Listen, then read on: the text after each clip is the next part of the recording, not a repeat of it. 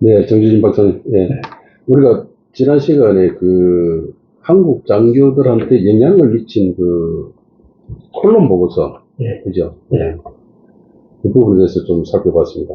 예. 그래서 이번 시간에는 그 그런 가운데 이제 우리 사회가 지금 그 3.15 부정선거로 인해가지고 사회가 곤란한 상황에서, 예. 군 또 엘리트들이 또 이 콜론 보고서를 통해가지고 또 충동적인 그런 부분도 받기도 하고, 또 한편으로 네. 제일 중요한 건 북한의 그때 김일성의 네. 의도지 않습니까? 네. 김일성이가 또 우리 그냥 남한을 가만 놔둘 이유도 없을 테고. 네. 그래서 이번 시간에는 네. 우리 이제 그 북한 김일성이가 그 대남 공작 조직을 네. 동원해가지고 이 4.19에 대해서 어떻게 대처를 하는지, 예. 그 부분에 대해서 한번 살펴보도록 하겠습니다. 네. 잘 알겠습니다. 그래서 요 시기에 북한 대남 공작 조직. 네. 그러니까 그 당시에 북한 대남 공작 조직은 대남 연락부하고 네. 문화부하고 연락부하고 문화부. 네. 두 개가 중심이었어요. 네. 연락부는 이제 남북 분단되면서 북한에 계속 내려오는 기관이고, 연락부가 대외연락부. 대외연락부, 명칭이 연락부 많이 앞에 바뀌었죠. 많이 바뀌었습니다. 네. 현재 기회에 있으면은 대남 북한 공작 조직. 예, 공작 조직의 변화에 대해서 그렇죠. 우리 구독자분들한테 소개를 드릴 텐데, 공부 한번 해보시죠. 네. 예. 근데 이제 3.15 부정선거로 데모가 일어나고 남한이 극도로 혼란하니까 네. 북한으로서도 가만히 있을 리가 없잖아요. 그렇죠. 이게 만약에 남한을 공산화시킬 기회가 되는지 안 되는지 참선들, 그죠. 예, 판단을 해야 될 겁니까? 그러니까 남한의 정정이 불안하니까 미국도 예의주시하고 북한도 호시탐탐 예의주시하면서 살펴보는데, 그 남한의 이제 시기 상황이 심각해지니까 북한의 김일성이 그 노동당 정치위원회를 소집해갖고 대남 공작기관에 대해서 정세를 한번 판단해봐라. 그렇죠. 이게 사태가 되려가 될지 그렇게 이제 지시를 내렸는데, 여기에 대해서는 그 당시에 그 북한 연락부 내에 직원으로 있던 박병렬이라는 사람이 자세한 적을 남겼어요.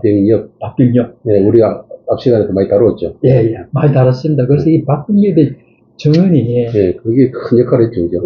대남 공작 역사에 대해서 굉장히 신빙성 있고 중요하기 때문에 많이 소개를 드리는데, 박병렬 씨가 이제 정언을 한 걸 중심으로 보면은 그 정언을 중심으로? 중심으로.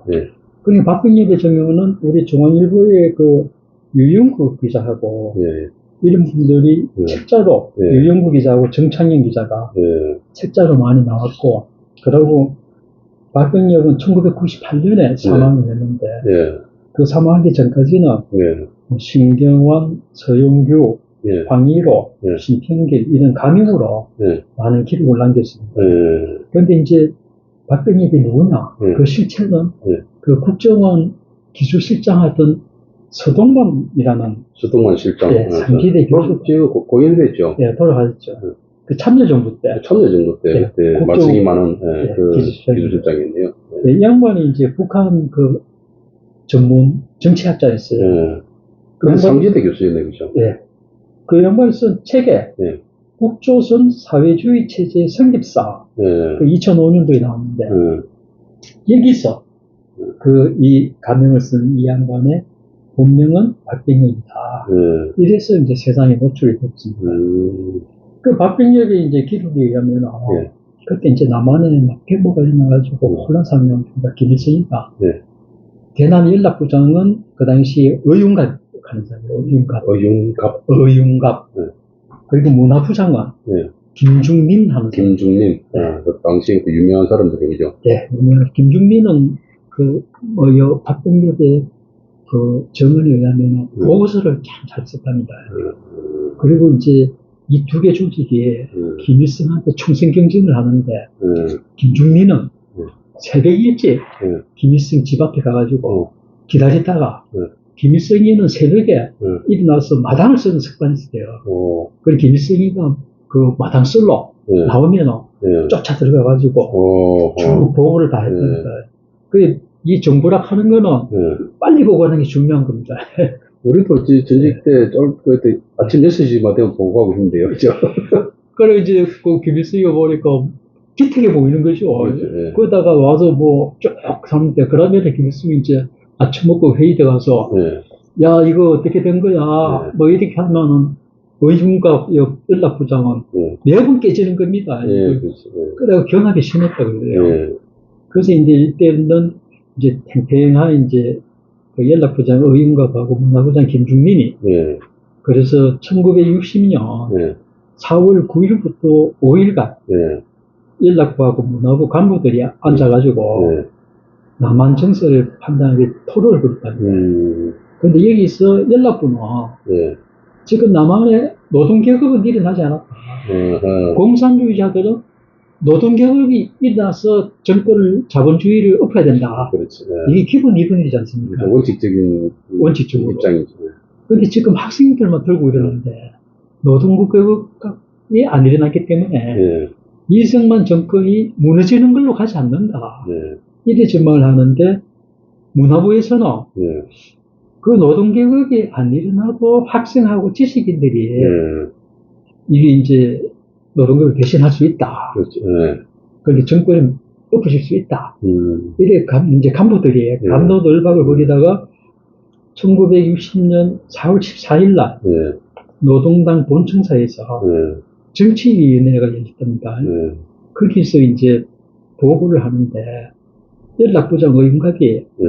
한 2시간 한국 정세를 보고하면서 예. 이제 한국의 그 공산혁명의 기본 계급이 노동자하고 농민계급인데 이 두 계급이 참여하지 않기 때문에 이승만 정권이 안 무너진다.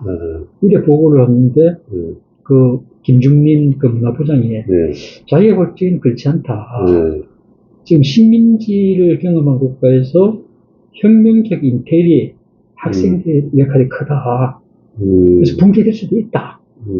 그래 이제 연락부하고 문화부 간부들이 모여서 상의할 적에는 연락부 중심으로 이제 의견을 기울였는데 또 이것도 김일성 앞에서 이 김중민이가 이렇게 이야기하니까 김일성으로서도 찝찝하잖아요. 판단을.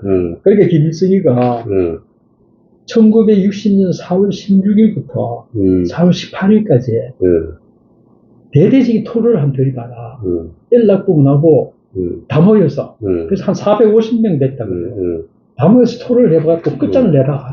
끝장 토론을 시킨 거죠. 그래서 이 토론을 김일성이도 한 반은 지켜봤답니다.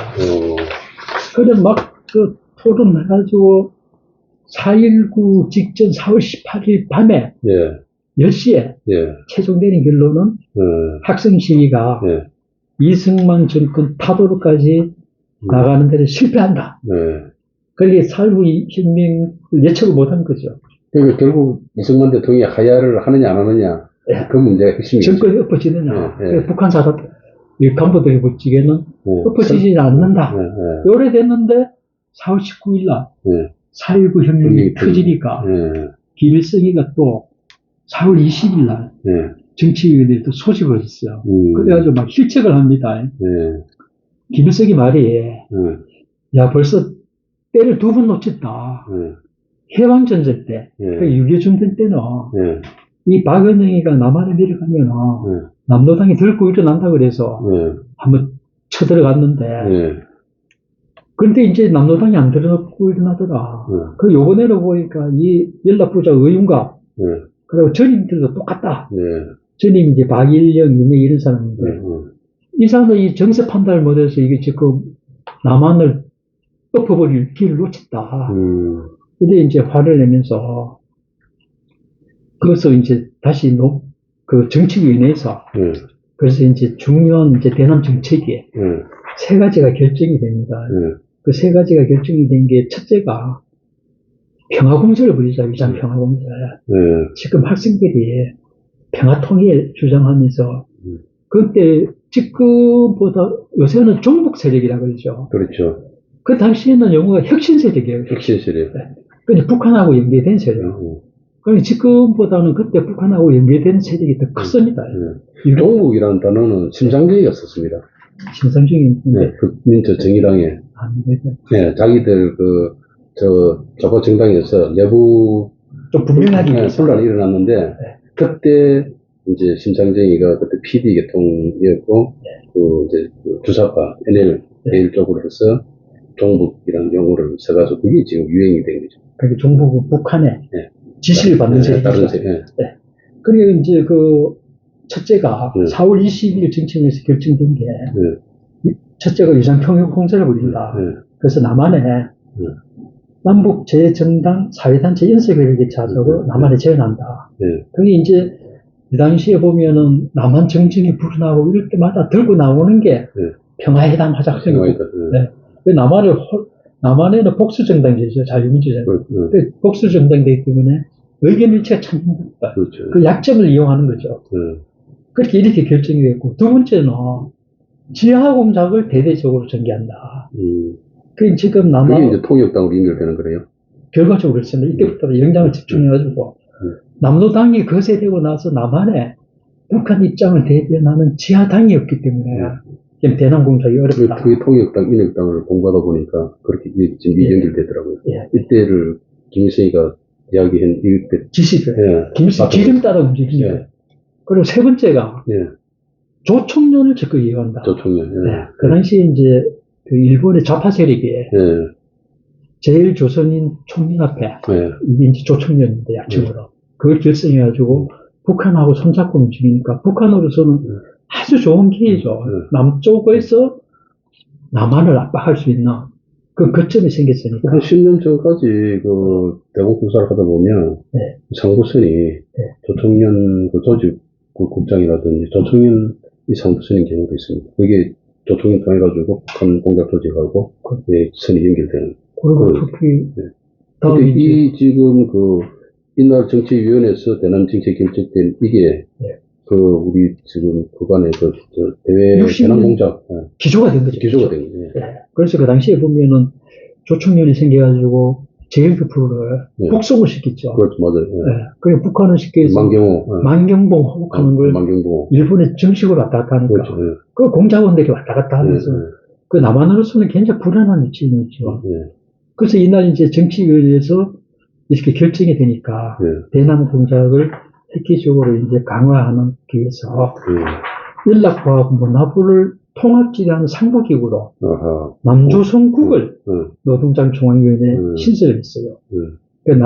거기 국장은 이효순이라는 직업 동맹위원장 를 앉히고 이래가지고 이제 대남 공작을 위상평화 공세를 집중적으로 전개했죠. 그 남한 사회에 혼란을 더 부추기는 그런 대남 공작으로 노선이 바뀌었습니다. 그래가지고 또 특히 남한에서 남한에 이제 4.19 뒤에 7월 29일 날 남한의 새 정부 수립을 위한 총선이 열렸어요. 그 이제 내각제로 개헌이 되고 총선이 하고 정부가 이제 수립되니까. 그게 이제 제2공화국이죠. 그렇습니다. 제2공화국. 그러니까 이제 그 북한 사람들 봐서는 대남 공작을 또 어떻게 할 건지 또 대책회의가 1960년 8월 6일부터 8일까지 그 이제 노동당 정치위원회가 열렸는데 그래서 이 회의도 연락부하고 문화부가 주도를 하고 노동당 중앙간부 김일성 대 교수 이래 300여 북한에 이제 지도층이 다 모인 거죠. 그래서 보면은 북한 그 김일성 시대의 북한을 보면 막 김정일 때도 그렇고 일이 있으면 막 수백이 모여가지고 막 떼거리로 토론하는 게 맞으면 자기들은 총하라고 그러죠. 군중지 되겠지. 군중의 지혜라고 그럽니다. 근데 이게 참 어디 보면 비효율적인 게 아닙니까? 아니 제가 북한 형사소송법을 강의하고 공부하고 보니까 군중의 지혜라고 그러더라고요. 그래서 자료를 보면서 참 이 사람 의사결정이 그렇게 되나 싶습니다. 이때 회의에서는 남한을 이제 통일하는데 이제 제2공항이 들어서니까 무력으로 통일할 거냐, 군대를 내려보내서 엎어버릴 거냐, 평화 통일할 거냐, 이게 논쟁이 쟁점이 있어요. 그래서 감로늘파하다가 평화 통일로 가자. 왜 그러냐? 남한에 학생 제야 평화 통일 운동 세력이 세력이 이게 대단하다. 얘들과 손잡고 하면 통일이 된다. 그렇게 이제 결정이 됐어요. 예. 그리고 이제 자기들이 북한이 무력 통일 예정이나 6.25 전쟁을 겪으면서 남한 국민들이 예. 공포감에 젖어 있는데 예. 먹히질 않는다. 예. 이렇게 이제 평화 통일을 했는데 예. 그 회의 말미에 예. 김일성도 예. 그 당분간 평화 통일을 예. 대남 그 적화 공작에 모토로 내세우자. 이렇게 이야기하면서 뭐라 그랬는가 하면은 현실적 조건이 6.25 때와 다르다. 6.25 때는 박은희이 20만 당원이 있다고 해서 전쟁을 써왔는데 지금 상황이 다르다. 이래 해가지고 그 북한이 막 대남 공작 방법으로 그 위장평화공세, 막 평화통일하자 이러면서 학생들을 부추기고 남북 회담하자. 그 이제 그 당시에는 북한이 국력이 세니까 남북 회담하자 소리를 무진장했습니다. 그때 북한이 우리보다 훨씬 더 국력이죠. 그러니까 국민 총생산, 국민 소득도 우리보다 높았고. 통일 전선 공작 차원에서. 통일 전선 공작. 그렇게 했죠. 그렇게 이제 하니까 남한에서 학생들이 북한의 통일 그 공작에 호응을 하고 나왔어요. 그렇죠. 그래서 이제 그 4.19 혁명 때도 시위를 학생들이 주도했지 않습니까? 그 당시에 대표적으로 고대 학생회장이 이기택 씨. 나중에 그 정치인이 됐잖아요. 이민선인데. 이랬는데 서울대 학생회가 1961년 5월 3일.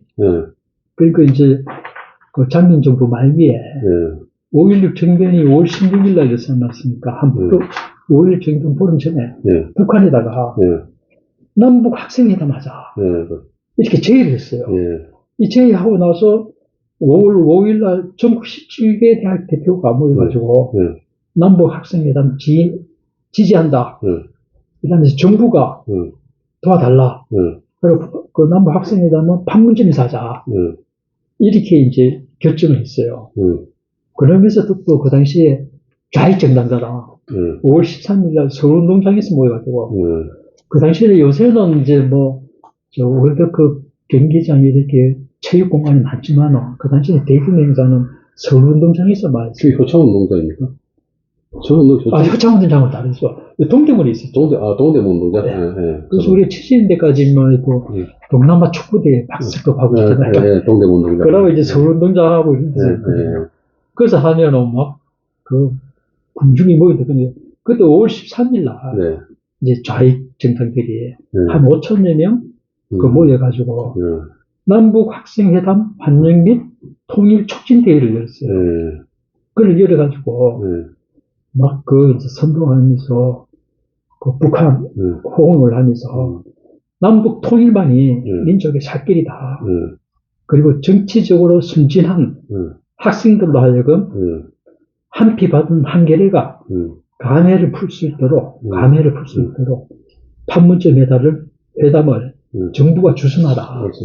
그 이제 감성적 통일론에 막 불을 붙이는 거죠. 저게 이제 90년도에 전대협하고 한총련한테 이어진 겁니다. 그렇습니다. 그 당시 이제 80년대 60항쟁을 대학생들이 주도했잖아요. 그런데 나중에 그 당시에 60시를 이제 주도했던 학생운동 주도 세력이 이인영 씨 전대요. 이런 사람인데 나중에 이인영 씨가 어디 인터뷰한 거 보니까 자기들이 민주화를 이뤘다. 학생 그룹으로. 4.19 때 학생같이. 그러면 통일도 한번 할 수 있겠다 싶어서 했다는 거예요. 그 임수경이 보내고. 그거는 그 3기 임종석이가 3기 회장이었고, 1기가 이인영, 그 다음에 2기가 이제 그 1기 우상호도 있어요. 우상호가 1기 후방, 이인영이 구속되면서 1기 대표 우상호가 있고, 그 다음에 2기 아마 대표가 아마 오영식인가 뭐 그러니까 한국 철도공단 대표 사장님. 그 다음에 3기가 임종석. 그때 임수경이 이제 방북 사건이 벌어진 거죠. 그리고 요 당시에 이 양반들이 벤치마킹 한 게 4.19 혁명 직후 이 상황을 벤치마킹, 그때 이제 학생들이 했던 거예요. 이런 식으로 해서 그 당시 4.19 직후에 어떻게 보면 안보 정세가 굉장히 불안했죠. 그런데 이제 군인들이 보면 야, 이거 우리는 유교진 총칼 들고 공산군하고 싸워서 나라를 지켰는데, 이거 한번 싸워보지도 안 하고 북한, 대남 적화 공작에 나라가 넘어가게 생겼다. 이렇게 불안감을 느끼고 있는데, 미국에서는 야심 있는 군인이 없다. 이러면서 콜론 연구소가 나오고 이러니까, 군인들로서는 그렇지. 우울한 나날을 거기다가 또 생활도 굶주렸더라고요. 중국 군인들이. 돈이 없어가지고. 이런 상황이 이제 나라가 어지럽다고 판단한 군부가 참 나라를 우국충정해서 이제 또 젊은 엘리트 군부, 특히 그 박정희 전 대통령은 그 육사 2기지만 특히 이제 육사 8기 젊은 엘리트 장군들이 그죠. 그 당시에 영광급이죠. 영광급 장군 군 엘리트들이 콜론 보고서를 보고 참 이렇게 충동을 울분을 많이 받았다는 그런 연결이 되네, 그죠? 그럼 이번 시간은 우리가 지금 콜론 보고서를 통해서 이제 또 젊은 엘리트 받은 이어서 지금 우리 남북 간에 이제 북한이 또 우리 대남 정책, 대남 공작을 그다음 평화 공세를 하는 그런 부분을 우리 살펴봤습니다. 그런 가운데 이 난국을 타개하기 위해서 결국은 이제 5.16 군사쿠데타가 이제 일어나게 될 텐데, 그때 다음 시간에 이제 우리 박정희 전 대통령의 군사쿠데타 결심을 하게 되는 과정을 한번 살펴보도록 하겠습니다. 이번 시간은 여기까지 하도록 하겠습니다. 수고하셨습니다.